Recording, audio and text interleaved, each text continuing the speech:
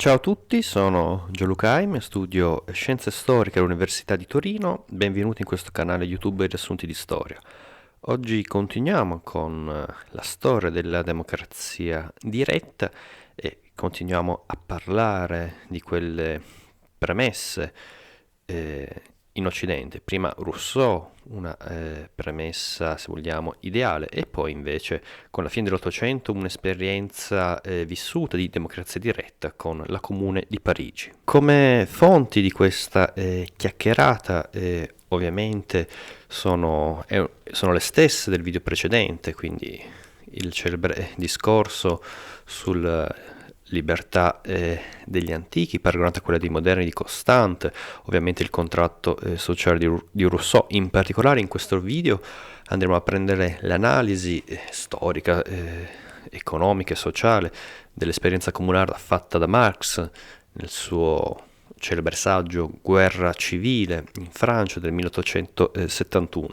Come fonti invece contemporanee, ovviamente Stefano Petrucciani, Democrazia, Edoardo Glebro, Democrazia, e di Massimo Salvadori, Storia della democrazia. Parigi operaia con il suo comune sarà celebrata in eterno, come l'Arlando glorioso di una nuova società. Questo video si ricollega al precedente ed è una sua continuazione. Nel precedente abbiamo visto come il pensiero democratico in Occidente ritorni a piena forza con Rousseau tramite il suo contratto sociale, che diciamo il suo manifesto è ideale. Abbiamo visto come non è il contratto sociale non è un manifesto della democrazia diretta, non è un ritorno completo agli antichi. Abbiamo visto le differenze tra gli antichi e Rousseau, ma abbiamo anche visto come Rousseau sia il padre della democrazia moderna, quindi di uno Stato repubblicano, democratico. Abbiamo visto la differenza che in Rousseau per lui democrazia, uno Stato democratico, è il potere legislativo dato direttamente al popolo che stabilisce, legifera in assemblea, ma il potere esecutivo è separato appunto dal primato del legislativo. Il governo, il potere esecutivo può essere una minoranza, una cosa separata, quindi non è come era ad Atene, dove, se vogliamo, l'assemblea legiferava e portava anche a compimento questa grandi linee. È la democrazia che ha in mente Rousseau, una democrazia che possiamo anche delineare come una sorta di democrazia commissaria, quindi con quel sapore di pensiero conservatore che possiamo ricercare e ritrovare nel contratto sociale, in particolare con la figura del legislatore, questa figura semimitica, per così dire, che stabilisce, crea una nuova società giusta. Ebbene, adesso per il discorso che faremo oggi dobbiamo spostarci, fare un salto in avanti di addirittura un secolo. Ebbene, innanzitutto le premesse per questo video sono che dalla seconda metà dell'Ottocento, come ha evidenziato Petrucciani, le lotte per il suffragio universale e per la democratizzazione, sia per gli assetti politici che sociali, iniziarono a sovrapporsi all'idea di costruzioni nazionali. Infatti l'Ottocento è il secolo delle nazioni, pensiamo alla unificazione italiana, alla unificazione tedesca. Tutto questo quindi la lotta per il suffragio, l'allargamento, che se vogliamo era stata una delle bandiere dei Giacobini nel 1793, e gli aspetti di democratizzazione, di diritti politici, vanno ad allacciarsi appunto con le istanze, le voglie di una costruzione nazionale. Tutto ciò unito a sua volta con la nascita del movimento operaio, un movimento operaio sempre più organizzato e in massa. Infatti teniamo bene a mente che nel 1864 venne fondata a Londra l'Associazione Internazionale dei Lavoratori, che fu una tappa fondamentale di tale movimento. E non un caso, neanche 10 anni dopo, nel 1861, la Comune di Parigi, che ricordiamo, seppur sia durato soltanto 2 mesi, concretizzò un ideale nuovo, di una nuova esperienza rivoluzionaria, che quindi era opposta e nuova rispetto ovviamente all'esperienza del 1789, 1789. In particolare con l'esperienza della Comune il pensiero democratico radicale trovò una sua realizzazione in una forma di un autogoverno cittadino. Ovviamente la Comune era guidata da pensatori, da politici sia blanchisti sia proniani, ma anche socialisti rivoluzionari, che Marx elogiò. Non dobbiamo sempre tenere in mente che la Comune è un progetto rivoluzionario dell'Ottocento. Non dobbiamo fare l'errore di leggerlo totalmente come un'esperienza marxista. Infatti noi ci accingiamo a leggere, prendiamo l'analisi attenta, come sempre, di Marx, ma non dobbiamo leggere totalmente questa esperienza come un'esperienza, come dire, usare un po' troppo del Novecento. Fu un'esperienza dell'Ottocento con il ricca del pensiero di sinistra, della sinistra radicale, che nell'Ottocento vuol dire anche socialismo, ma se vogliamo usare un termine che ha usato lo stesso Marx, quel socialismo utopico, quel socialismo francese che Marx, avendo fondato nel 1848 il socialismo scientifico, ebbene, poneva una certa distanza. La Comune, questa esperienza di 2 mesi che ha creato, ha dato vita a un'esperienza e ha unificato tutte le varie istanze democratiche radicali dell'Ottocento e tutte le varie istanze delle varie sinistre socialiste, sia quella francese utopica sia quella rivoluzionaria, denominata socialismo scientifico di Marx. In particolare, secondo Edoardo Glebro, l'evidenza, il pensiero radicale dell'Ottocento elaborò un concetto di democrazia, identificato questo concetto nel potere popolare. Il potere popolare sentito e rivisto come nel suo contenuto sociale piuttosto che istituzionale. Pensiamo alla rivoluzione atlantica alla fine del Settecento, quindi quel sapore liberal democratico, una 1776 rivoluzione americana, una rivoluzione liberale costituzionale. Invece tutte le varie tappe, la rivoluzione del 1789 in Francia, dove semplicemente non si voleva neanche abbattere la monarchia, ma dare una Costituzione, quindi far diventare la Francia come l'Inghilterra alla fine del Seicento. E poi tutto ciò, una serie di avvenimenti ha portato la Francia alla formazione di una repubblica, quindi a guardare con simpatia l'esperienza americana. E poi ovviamente nel 1793, con l'avvento del governo di Giacobini, ha portato una vera politica di democrazia radicale. Questi sono i vari aspetti della rivoluzione francese. Ebbene, invece nell'Ottocento tutto ciò fa un passo in avanti, come abbiamo appena detto. Il potere popolare riveste un contenuto fortemente sociale. Infatti, ovviamente tutto ciò dove aver identificato in modo così radicale la democrazia con il popolo, che il potere popolare appartenesse a tutti quanti. Infatti i Giacobini furono i primi almeno a indicare a livello teorico un suffragio universale che non fu mai portato a compimento a causa delle guerre di quel periodo del 1793 e anche delle guerre civili. Ebbene, dopo l'esperienza giacobina arriviamo all'Ottocento e i moti del 1848 in Francia iniziarono a delineare un principio di potere popolare opposto a quello borghese. In particolare i democratici radicali intendevano estendere il concetto di democrazia dalla sfera politica, in cui l'individuo era sentito ed era percepito come un cittadino, anche alla sfera sociale nelle sue differenti articolazioni. Diversamente i pensieri liberali conservatori concepivano la democrazia come un sistema istituzionale che assicurava garanzie costituzionali ai cittadini, garantiva la libertà politica e permetteva l'esercizio dei diritti politici attraverso la rappresentanza e ovviamente, essendo liberali, difendeva la proprietà. E questo si vede benissimo nella rivoluzione, nella guerra di indipendenza americana del 1776, dove fu, come dire, nota dai marxisti come una rivoluzione borghese. La classe dirigente era la stessa delle colonie. non era di certo un suffragio universale. In America e nella storia dell'Occidente, il primo, e non solo a mio avviso, il primo suffragio universale, cioè quando veramente tutti vanno a votare, tutti i maschi adulti hanno il diritto di votare, si avrà solo nel 1828 con la democrazia di Jackson, ma per questo vi rimando alla playlist a parte sulla storia della democrazia americana. Questo giusto per spiegare i cambiamenti e come appunto le prime rivoluzioni sono state nell'ottica liberale. Ovviamente, tornando a noi, tornando alla concezione di democrazia per i pensatori liberali, il diritto di proprietà era la condizione imprescindibile di ogni libertà. Infatti, chi è che votava, si votava tramite criteri di censo, cioè avere un certo patrimonio di ricchezza, quindi questo voleva dire avere anche un certo sapere, una certa e ovviamente i partiti non erano i partiti massa, si votavano molto a persona, bisognava avere un qualche sapere e soprattutto si voleva impedire che la paura dei liberali che se diamo il potere a tutti, questi ci tolgono la proprietà e tutto questo non si può fare, ovviamente.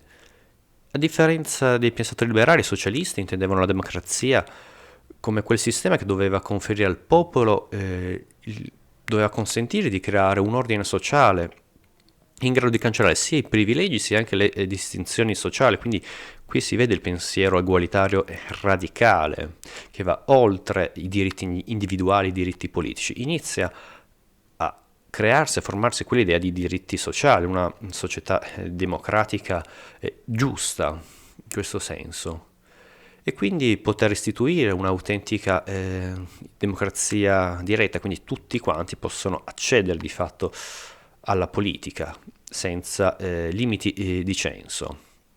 Per i pensatori socialisti dell'Ottocento e come vedremo anche nell'anarchismo contemporaneo, la democrazia rappresentativa, forse è un parolone ancora nell'Ottocento, la democrazia borghese, il governo rappresentativo, per usare un termine migliore, era la legittimazione dell'ideologia della disuguaglianza, come abbiamo detto, delle libertà borghesi.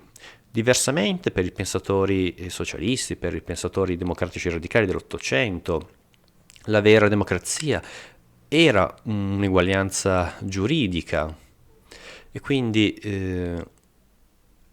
portare una democratizzazione su un piano di livello uguale sia la società ma anche le condizioni economiche e questo si poteva fare solamente attraverso la trasformazione dei rapporti di proprietà. E quindi capite bene, è profondamente diverso con un pensiero liberale conservatore, dove si batteva in prima istanza ovviamente per i diritti individuali, per i diritti civili della persona. Uno Stato, un re, non può fare il bello e il cattivo a tempo con i suoi cittadini, con i suoi sudditi. I diritti politici sono conferiti inoltre soltanto a coloro che hanno i mezzi per poter appunto si accedere ma anche capire. Siamo in un'epoca appunto che le tasse non le pagano tutti, le pagano solo chi ha certi requisiti e quindi nella loro ottica, molto cinicamente, ma possiamo dare anche ragione, è giusto che gestiscono i soldi di tutti, le tasse dello Stato, soltanto chi che le paga. Ovviamente siamo nell'Ottocento. Invece di decidere una volta ogni 3 anni o 6 quale membro della classe dominante dovesse mal rappresentare il popolo nel Parlamento, il suffragio universale doveva servire al popolo costituito in comuni, così come il suffragio individuale serve ad ogni altro imprenditore privato per cercare gli operai e gli organizzatori della sua azienda. Ebbene, questo passo preso dalla guerra civile in Francia di Marx ci accingiamo così ad analizzare attraverso ovviamente le nostre 4 chiavi di lettura della partecipazione, dell'elezione versus sorteggio, della rotazione delle cariche e della democrazia sociale. Cerchiamo di individuare, analizzare che cos'era la Comune di Parigi, come è stata analizzata da Marx. Innanzitutto Karl Marx interpretò il concetto di democrazia secondo una lettura di dominio sociale. Infatti, così come la democrazia rappresentativa è il regime borghese, allo stesso modo la democrazia diretta attraverso le sue differenti istituzioni, è lo strumento che permetterà al proletario di elevarsi a classe dominante. Tutto ciò fu già annunciato nel famoso manifesto del Partito Comunista del 1848 da Marx e da Engels, che fanno coincidere la democrazia diretta con la dittatura del proletario. Quest'ultima, la dittatura del proletario, intesa come violenza sociale, pronta sia a sovvertire i rapporti economici e giuridici, sia a punire gli oppositori, cioè ovviamente chi è che vuole rimanere nella libertà borghese. Ovviamente in questa logica la classe proletaria è interpretata come il demos, che non è l'insieme del popolo, ma la componente sociale più povera, più bassa, che risiede nella società. In particolare, adesso nel saggio La guerra civile in Francia nel 1871, Marx individua come la Comune di Parigi sia la forma politica finalmente scoperta della dittatura del proletario, che porta l'eguaglianza sociale nei luoghi di produzione e realizza il principio di sovranità popolare. Quindi, rompendo con la tradizione liberale, venne abolita la divisione dei poteri, ed è questa la Costituzione della Comune, in quanto furono unificati il potere legislativo ed esecutivo, mentre quello giudiziario venne sottoposto a un controllo popolare, in cui sia i magistrati sia i giudici, essendo eleggibili, eletti direttamente dall'assemblea, erano responsabili e quindi destituibili in qualsiasi momento. Quindi, come vediamo subito, una prima grande distinzione per allontanarsi dalla democrazia borghese è ovviamente opporsi alla divisione dei poteri, grande scoperta, grande invenzione del pensiero liberale del Settecento, in particolare la mente di Montesquieu. E quindi cosa fanno i comunardi? Avendo letto, avranno sicuramente letto Rousseau, ma come dire, non hanno forse accolto appieno il suo pensiero, fanno esattamente quello che lui non voleva, e quindi unificano il potere legislativo unificano il potere legislativo con il potere esecutivo, esattamente il governo democratico che Rousseau aveva etichettato come possibile soltanto a una società di dei. Invece il potere giudiziario viene reso sotto il mandato imperativo, e questo perché i giudici e i magistrati sono eletti sempre dall'assemblea dei cittadini, e quindi possono essere destituibili possono essere decaduti in qualsiasi momento. Secondo il tema della partecipazione, ovviamente essa era diretta. Il popolo poteva partecipare direttamente alle assemblee, tutto quanto il popolo poteva partecipare perché era presente il suffragio universale nelle elezioni generali e nei consigli dei cittadini. La rappresentanza era negata, anche qui la rappresentanza un altro grande principio del pensiero liberale. Inoltre i consiglieri municipali eletti erano soggetti al mandato imperativo. Ovviamente i consiglieri municipali che erano eletti avevano un ruolo esecutivo, ma anche qui esecutivo passivo. Torniamo sempre, e qui ci ricolleghiamo anche a Rousseau, al tema del primato del legislativo. I consiglieri eletti erano responsabili verso gli elettori. Inoltre la Comune faceva eseguire le norme generali che essa stessa aveva proclamato, grazie all'ausilio di comitati esecutivi subordinati. Quindi la Comune, che raccoglieva le decisioni delle varie assemblee, tutto quanto il popolo direttamente partecipava tramite il suffragio universale, essendo unito il potere legislativo ed esecutivo insieme, faceva eseguire con un compito di vera amministrazione. Qui si vede il primato del legislativo, in quanto il potere esecutivo è soltanto un elemento passivo, un elemento amministrativo che deve solo portare a compimento quello che l'assemblea, la comune, ha deliberato, cioè che tutto il popolo ha deliberato. Quindi andando anche contro un sistema burocratico, un sistema di amministrazione E qui si vede lo spirito sociale, uno spirito di forte democratizzazione sociale ed economica. Tutti i funzionari ricevevano uno stipendio non superiore a quello di un operaio. Inoltre, sia l'esercito permanente e la polizia vennero soppressi, e questo perché si armò direttamente il popolo. E qui si fa già un pensiero anarchico che già alla metà dell'Ottocento, alla fine dell'Ottocento era presente, ma questo poi sarà ripreso anche nel Novecento. L'esercito, la polizia sono tutti elementi di uno Stato, del potere superiore dello Stato, e quindi qui la volontà di togliere questo potere che schiaccia i cittadini, ma di ritornare, se vogliamo, a una condizione dei cittadini soldato, un po' come era ad Atene, che come abbiamo visto nei due video iniziali di questa playlist era assente qualsiasi forma di polizia, ma erano gli stessi cittadini che si armavano. Un altro aspetto che possiamo tenere conto nell'ottica di una democrazia sociale è il fatto che l'istruzione fu resa accessibile a tutti.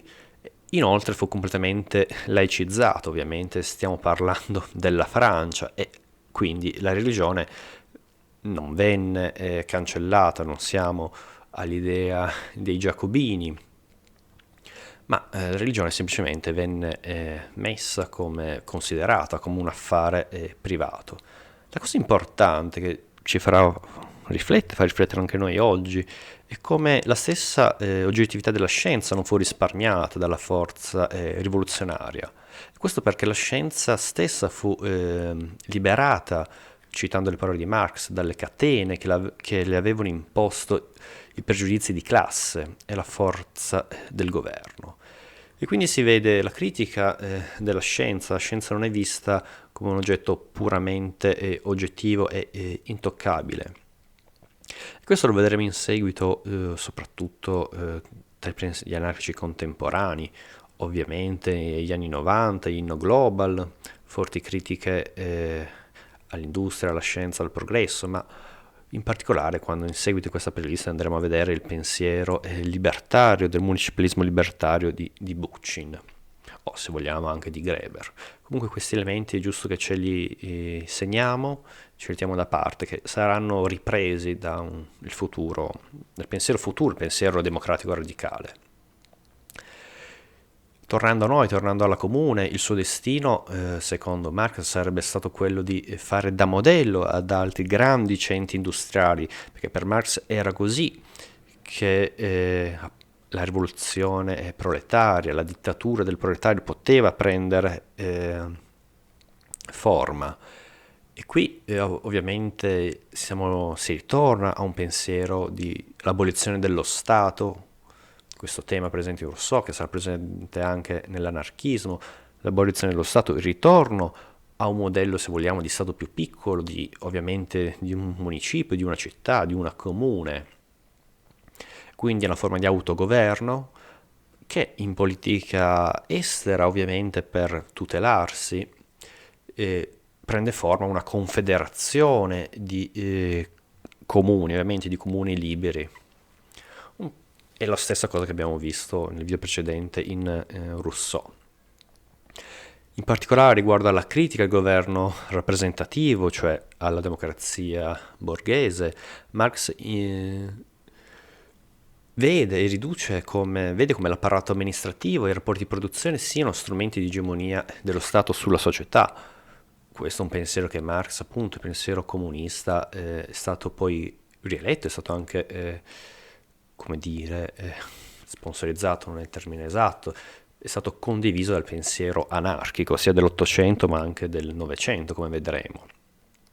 L'aspetto più importante dell'esperienza comunarda, che possiamo tuttavia leggere sotto la chiave di lettura della democrazia sociale, fu l'instaurazione, scusatemi il gioco di parole, di una repubblica sociale, e quindi una forma di governo, di autogoverno, svincolata dalle logiche di dominio dello Stato liberale, e la volontà di emancipare dal punto di vista economico e sociale le classi più povere. Nel pensiero democratico radicale, quindi, da questa esperienza iniziò a delinearsi una sovrapposizione tra il moderno Stato rappresentativo e il modello di produzione capitalistico. Come abbiamo visto già nel pensiero di Marx, lo Stato borghese, con il suo governo, il suo Stato, il suo governo rappresentativo, è legato a filo doppio con il modello industriale capitalistico, che ricordiamolo, nell'Ottocento stiamo parlando di un capitalismo industriale, un capitalismo che produce, completamente diverso dal capitalismo che noi oggi vediamo, che è un capitalismo finanziario. Quindi sia nella tradizione marxista, ma anche in quella anarchica da questo momento in poi, cioè dalla metà alla fine dell'Ottocento, si plasmò l'idea che per realizzare una democrazia diretta essa potesse realizzarsi solamente con l'eliminazione dello Stato. E quindi qui abbiamo ancora un altro punto di contatto fra marxismo e anarchismo. Inoltre, secondo Edoardo Glebro, questa concezione venne elaborata da Marx attraverso l'analisi appunto che ha fatto della Comune di Parigi, il quale Marx criticò l'universalità dello Stato moderno, perché esso riduceva gli interessi di una società civile che era fondato sullo sfruttamento del lavoro salariato, da parte ovviamente della classe dirigente, da parte dei capitalisti, da parte del capitale. Possiamo concludere che questa ambiguità nel considerare la democrazia come il governo del demos, e qui ci riallacciamo ad Aristotele, che individuava nella democrazia antica di fatto il regime del demos, cioè delle classi più povere, dei rematori, dei nullatenenti, di coloro che non erano proprietari di terre. E qui, come tra poco andremo a vedere, il punto di contatto fra la storiografia antica marxista e il pensiero appunto è Marx, che collega questi mondi, Aristotele, Marx e la storiografia marxista noi contemporanea. Questo punto di ambiguità, questo legame, questo concepire la democrazia come il governo del demos, cioè per quanto riguarda Marx il proletario, e di considerare, nel pensiero ovviamente della dittatura del proletario, considerare la democrazia proletaria come una tappa verso una società comunista. Ma che cosa vuol dire? Verso una società senza classi e verso il dominio oppressivo dello Stato. E ovviamente tutto ciò, il comunismo ormai in questa fase qui, quando si è formato ormai la società comunista, veramente l'anarchismo e il comunismo si fondono, se vogliamo, perché il fine anche dell'anarchismo è creare una società libera di uguali senza il dominio oppressivo. E anche questa è la parte finale del pensiero di Marx, il pensiero comunista, che però da parte di Marx può avvenire soltanto con appunto la creazione di una dittatura del proletario, cioè di uno Stato proletario, una cosa che l'anarchismo non prevede. E qual è la veste, secondo Marx, di questo Stato proletario, di questa dittatura del proletario? È la democrazia diretta, che ovviamente per le sue forme di governo, come abbiamo visto, è completamente differente e opposta al governo e alla democrazia borghese. Una volta rimodellata la società, una volta cancellata la proprietà, una volta che i mezzi di produzione sono stati ridati, riqualificati alla società, si può entrare di fatto nella società comunista, quindi in questa nuova era dell'umanità senza il dominio dello Stato e senza il dominio della proprietà. Quindi, per tirare un attimo le somme della nostra analisi attraverso le 4 chiavi di lettura, cosa possiamo dire della Comune di Parigi? Per quanto riguarda la prima lettura, della partecipazione, vediamo come il potere legislativo sia unito al potere esecutivo e il potere giudiziario, che si forma tramite l'elezione dei magistrati e dei giudici, è soggetto al mandato imperativo. Quindi siamo completamente lontani dalla separazione dei poteri liberale. Inoltre, un altro elemento che possiamo leggere sotto la chiave di lettura della partecipazione è appunto il suffragio universale garantito a tutti i maschi adulti, nelle elezioni generali della comune e nei consigli cittadini.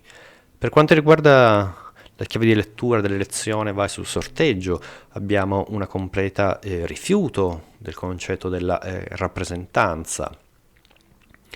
Inoltre è presente l'idea, il principio dell'elezione, quindi non tanto del sorteggio, che ovviamente il sorteggio è l'arma, è sempre stato lo strumento democratico per eccellenza. Nella comune è previsto il sorteggio, ma sempre i consiglieri municipali eletti sono soggetti al mandato imperativo, quindi sì, un'elezione, ma appunto non godono di una piena indipendenza.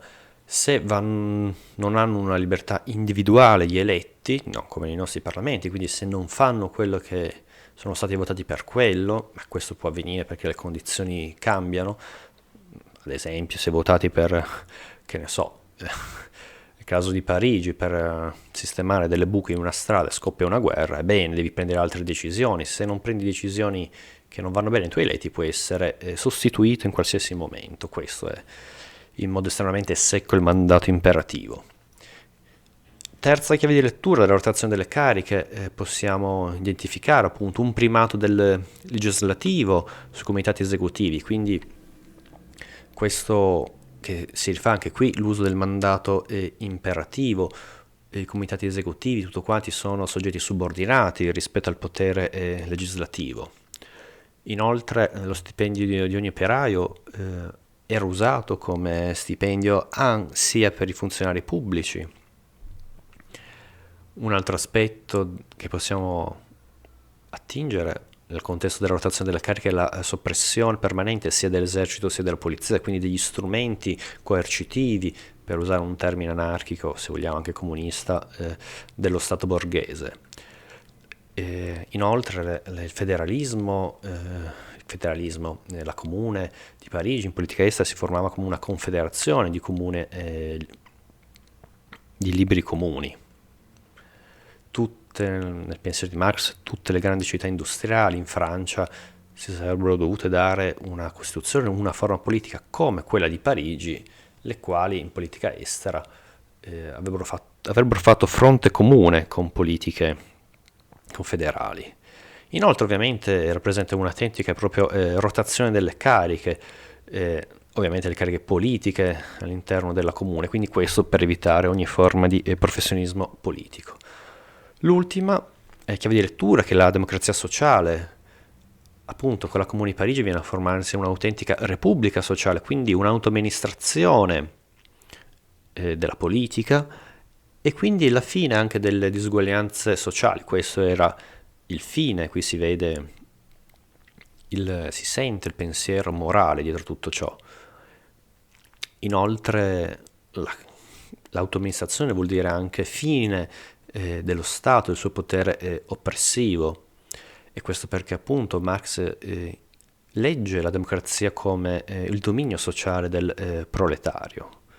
Nell'atto pratico abbiamo visto come l'istituzione era garantita a tutti, era pubblica ed è laica, e quindi parliamo anche della fine del potere temporale della Chiesa sullo Stato. La democrazia e l'oligarchia differiscono l'una dall'altra, sono la povertà e la ricchezza. Sicché dove dominano i ricchi, in molti o in pochi che siano, ci sarà necessariamente una oligarchia, e dove dominano i poveri, una democrazia. Ebbene, con queste parole di Aristotele nella sua politica, mi accingo a finire, ma mi accingo anche a, come dire, creare un po' un punto di collegamento, come abbiamo visto, tra il pensiero antico, se vogliamo più che mai realista, e il pensiero di Marx, che legge nella democrazia, in particolare nella democrazia diretta, la forma politica della dittatura del proletario. E quindi ora vorrei fare una sorta di carrellata del pensiero che ha avuto la storiografia marxista appunto nei riguardi della democrazia di Atene. Infatti Carlo Maccaccini nel suo saggio, nel suo articolo per meglio dire, che è comparso in Brilliance of Campaign to the Reception of Athenaeum Democracy, una raccolta di articoli uscita nel 2021, Ebbene,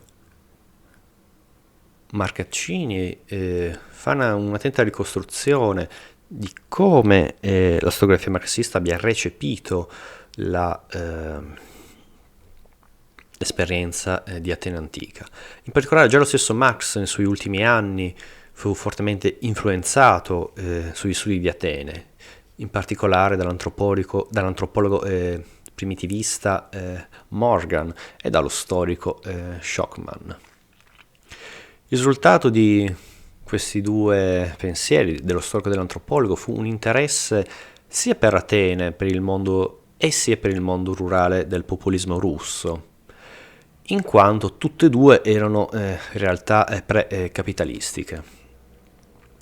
Inoltre, dopo la morte di Marx, queste considerazioni che fece riguardo Atene e il populismo russo furono riprese dal suo amico e collega d'armi Engels, il quale considerò i cittadini ateniesi titolari di una eguaglianza totale e la schiavitù come un'enorme limitazione che portò al declino della polis. In particolare Engels separò l'analisi socio-economica dalle sue considerazioni sulla forma politica della democrazia diretta. Ebbene, quindi questo abbiamo visto che c'era già un legame, già Marx fu attento, pose la sua attenzione a questa esperienza antica. Ma adesso vorrei un attimo interrogarmi sulla l'esperienza, sull'analisi della storiografia marxista, ovviamente, la storiografia greca marxista riguardante l'esperienza di Atene. E quindi iniziamo con Finlay, grande storico che concepì la democrazia ateniese come la prima forma di una partecipazione popolare, nella quale la schiavitù era un prodotto culturale, e criticò, tuttavia, la democrazia moderna in quanto governata da elite.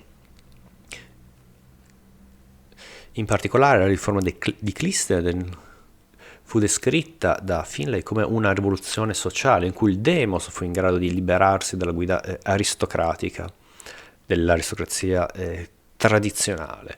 Abbiamo visto quindi il pensiero di un primo storico, ovviamente marxista, che rilegge, ovviamente per tutti questi ci possono fare grandi critiche, non sono da prendere come appunto il Vangelo, ma fanno riflettere, ed la mia intenzione è appunto soffermarmi su come è stata percepita la democrazia antica da questi pensatori, da questi storici marxisti. Lefebvre e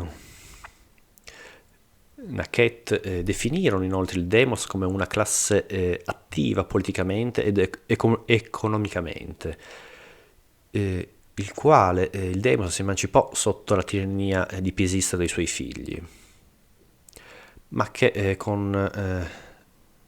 successivamente con la caduta della tirannia e quindi con il ritorno, un possibile ritorno a un governo aristocratico, il demos, ormai appunto attivamente in politica ed economica, e quindi un demos, possiamo con un termine marxista quasi cosciente a livello di classe, per usare questo termine fortemente improprio, si alleò con Clisthenes per impedire un ritorno di una egemonia aristocratica.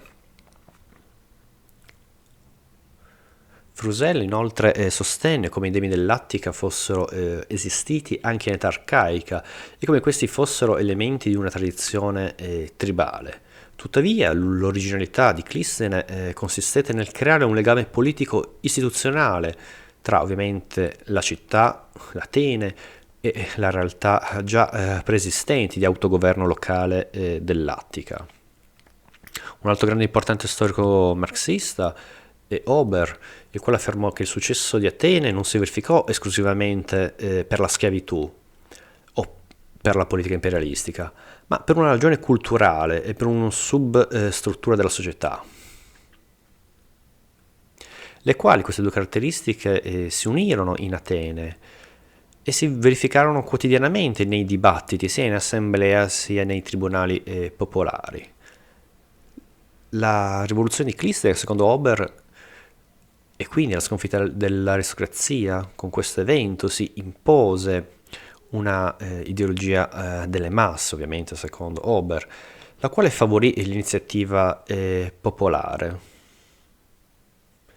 Ovviamente tutto ciò si vede un certo legame fra Clistene, anche lui membro dell'aristocrazia, il quale comunque ha supportato questo avvenimento, quindi questa creazione, questa consapevolezza di un demos, non si poteva tornare indietro.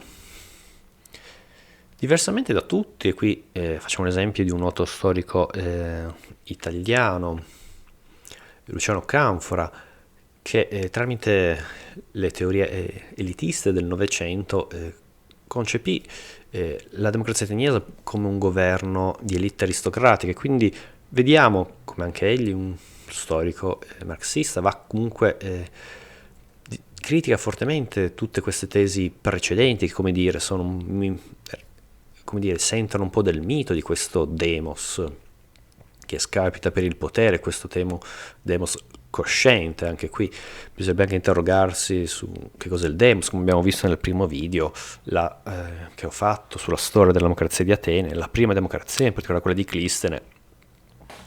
Soprattutto se si legge le fonti, si legge è intesa appunto come il demos, cioè tutta quanta la cittadinanza, cioè sia ricchi che poveri, ma contro la tirannide, in particolare la democrazia di Clistene, che noi vediamo vincere a Maratona, e la democrazia oplitica, assai diversa dalla democrazia radicale della riforma di Efialte o dei demagoghi della fine del V secolo. Quindi ovviamente questi pensieri, queste varie analisi che sono state fatte da storici marxisti si possono alquanto criticare, ma è interessante appunto in quest'ottica, nel rapporto costante che ha avuto l'esperienza di Atene antica con la storiografia marxista. Tornando a noi, Canfora in particolare nel suo celebre saggio La democrazia, storia di un'ideologia, definì come vera democrazia il governo dei non possidenti e descrisse questa forma politica ad alcuni determinati momenti della storia. Ovviamente, come poi vedremo in seguito, e quindi riferendosi alla grande tradizione dell'antropologia politica che, come dire, scaccia il primato dell'Occidente di aver inventato la democrazia, in particolare ad Atene.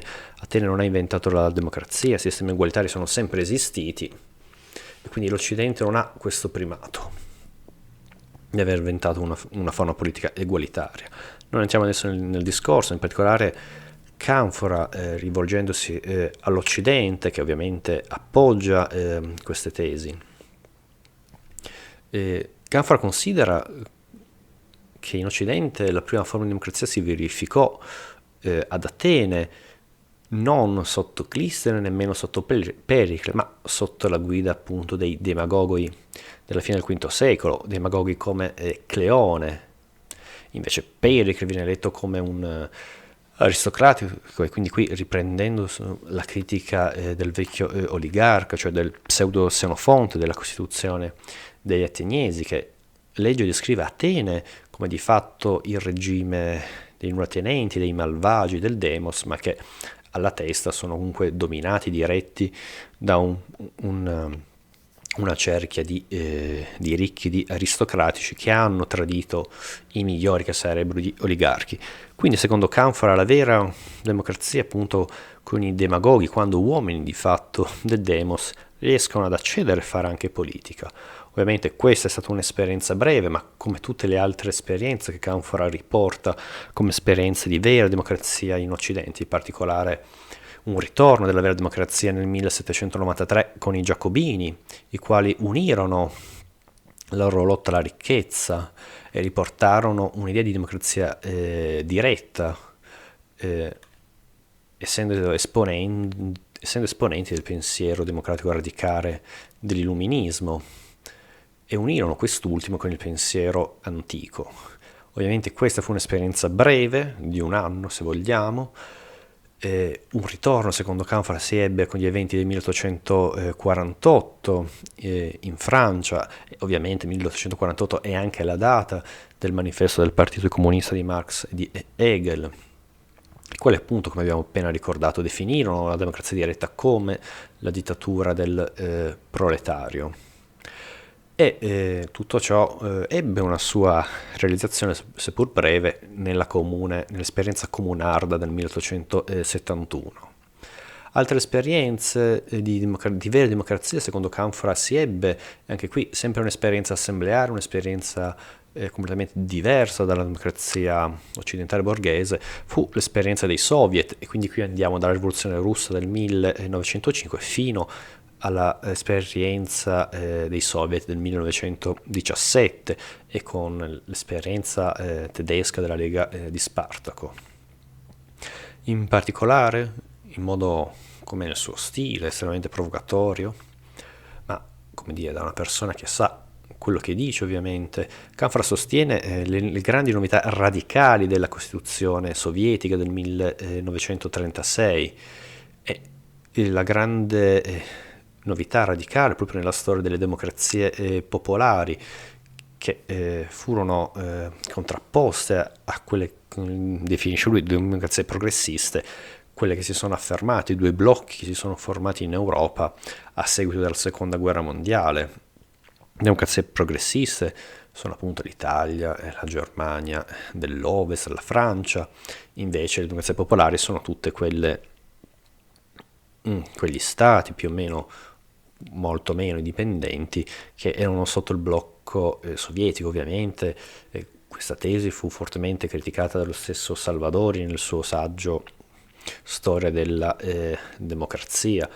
Questa novità radicale che Canfora sostiene della Costituzione sovietica del 1936, ricordiamo, come dire, l'Unione Sovietica era sotto lo zoccolo duro di Stalin, quindi un governo, ovviamente uno stato totalitario, uno stato sotto un partito governato da una persona, quindi appunto è abbastanza, sono tesi molto, quelli di Canfora, molto sferzanti, ebbene, che sono nel suo stile, ma tornando a noi, che cos'è secondo, e chiudiamo per Luciano Canfora, la democrazia moderna, la democrazia occidentale, non è nient'altro che una costituzione mista, e quindi qui si rifà ovviamente a Polibio nel suo, che Polibio ha, come ha definita la Repubblica Romana, una costituzione mista, dove i consoli erano due, avevano il potere di monarca, conducevano l'esercito,